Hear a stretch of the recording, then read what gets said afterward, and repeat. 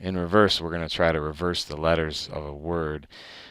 Very similar to letters, but one thing I'm going to do differently is I'm going to set up my loop to actually go to an index at the end of the string instead of at the front of the string. Now, you got to be a little careful with this. If we put right here word.length, this might cause a little bit of a problem. I'll show you exactly what I mean in a minute. We'll come back to the control expression, and we're going to go to a decrement for the I, and that'll become kind of obvious here in a second while we're doing that.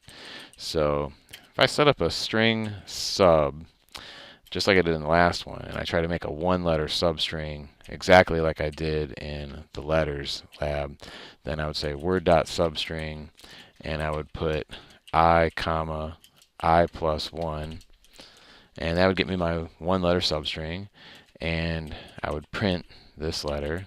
Okay, I'm going to actually take the ln off of this print so the letters print right in a row, and we'll see the reverse of the word. Okay, so couple of things. I still need to figure out my control expression, and I'm a little worried about this length method right here, and I'll show you why. Let me pull up the notepad, and let's put a computer in there. Okay, so if we have the string computer, the length of that string is 8, but it's indexed 0, 1, 2, 3, 4, 5, 6, 7. So if I were to let I initialize to word's length, that's 8. However, the last letter indexed in word computer is 7. Well, that could be a little bit of a problem then, because if I did a substring here using 8, it would be 8 comma 9. That's going to go out of bounds. The 8's okay, but the 9 isn't.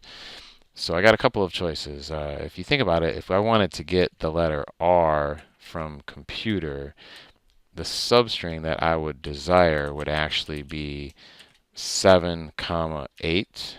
Okay, that 7, you'll notice, is the length minus 1.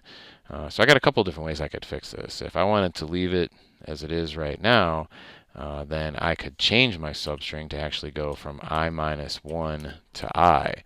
That would correct the little issue that we had, because now if we initialized to 8 for an 8-letter string, we would now begin with 7 and would go to 8, and that would correctly get the letter R of computer, which is the last letter. And I want the last letter to print first. Now, to my control expression, well, the last value I want going in is 0 to get the C of computer, but notice that this is an I minus 1. So actually the way I would write this now, maybe something like this, like I is greater than or equal to 1. So the last substring obtained would be when I was 1. 1 minus 1 would be 0, comma 1. That's the last value we're going to see I iterate to, and we would get the letter C of computer. All right, well, let's test it out. Let's see if our logic's correct. So when we run this, I'll type in the word computer, and okay, we didn't go out of bounds. We correctly started with the letter R, which is the last letter of computer, and we correctly finished with the letter C, the first letter of computer.